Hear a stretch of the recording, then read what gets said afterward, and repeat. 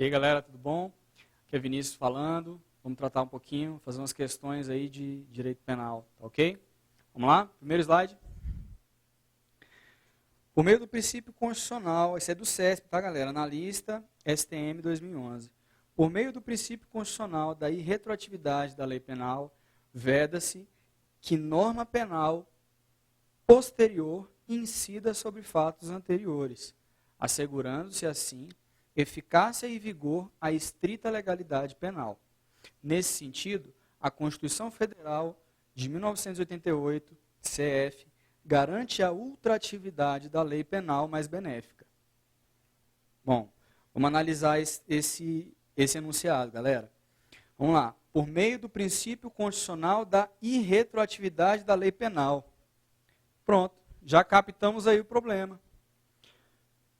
Você tem um dispositivo no artigo 5º que fala o quê? A lei penal retroagirá sim, se for em benefício do réu. Ela vai dizer o quê? A lei penal não retroagirá, salvo em benefício do réu. O que esse enunciado diz? Por meio do princípio constitucional da irretroatividade da lei penal. O princípio constitucional é de retroatividade da lei. Quando ele trata da lei penal, é o contrário. É o contrário. Tá ok? A lei penal, ela retroage sim, se for mais benéfica. E aí o enunciado continua. Veda-se que a norma penal posterior incida sobre fatos anteriores. Tudo bem, é a regra. É a regra da irretroatividade. Assegurando-se assim eficácia e vigor à estrita legalidade penal. Nesse sentido, a Constituição de 88 garante-se, na Constituição de 88, garante-se a ultratividade da lei mais benéfica. Sim, a ultratividade da lei mais benéfica nada mais é do que o tempo rege o ato. Tempus regit actum. Né? O tempo da ação rege a lei que vai ser aplicada. Essa aí, digamos que é a regra. Tudo bem que essa lei foi revogada. Aí a gente tem uma certa exceção. Porque ela vai surtir efeitos mesmo depois de revogada. Isso é uma exceção à regra. Quando? Quando for mais benéfica ao réu. Mas dizer que há um princípio constitucional de retroatividade da lei penal, está errado. O item está errado. A Constituição Federal garante a retroatividade da lei penal mais benéfica. Assim, uma norma poderá incidir sobre fatos anteriores. Tá ok? Item errado. Vamos lá, item 2.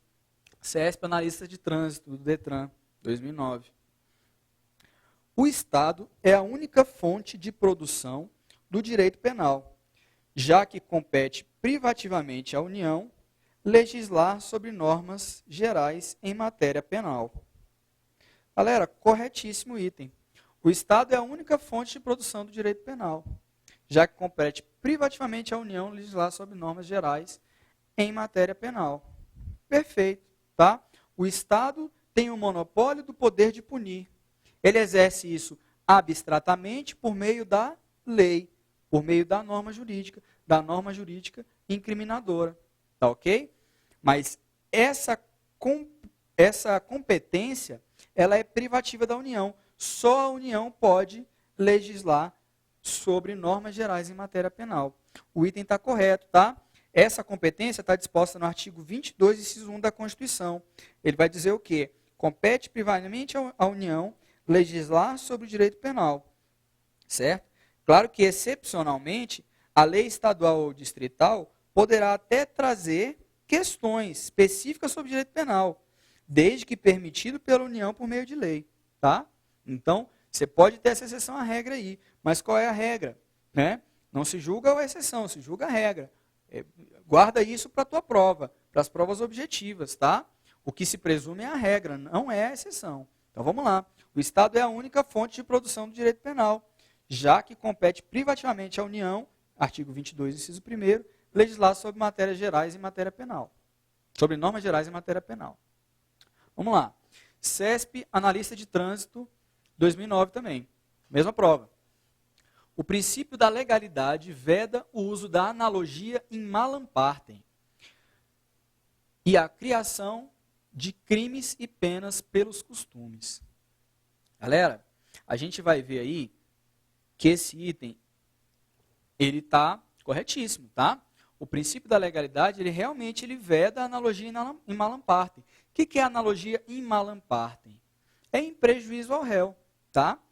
A analogia jamais pode ocorrer em prejuízo ao réu, tá?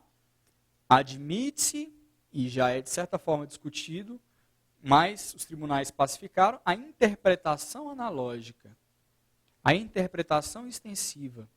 Mas a analogia materialmente in malam partem não pode acontecer. O princípio da legalidade veda, tá ok? E a criação de crimes e penas pelos costumes. Falei, olha, realmente isso não pode acontecer, tá? Então vamos lá. No que se trata dos costumes, embora estes possam de forma imediata influenciar no direito penal, não possuem a força de definir e criar crimes, tá? De forma alguma o costume pode interferir nisso aí. É claro que ele pode interferir em certos crimes, como, por exemplo, crime de uma forma genérica, né? A infração penal, a infração do vadio, a contravenção penal de vadiagem. Veja bem, o costume, ele modificou aí essa norma. Ele fez o quê? Ele criou uma norma? Não. Ele extinguiu a norma? Não, a norma está lá. Lei não revogou essa norma, só lei pode revogar. Acontece o quê? Acontece que essa contravenção penal, ela não está mais aplicável pelo costume. Chegou-se à conclusão na sociedade de que, vem para mim, bota para mim aqui.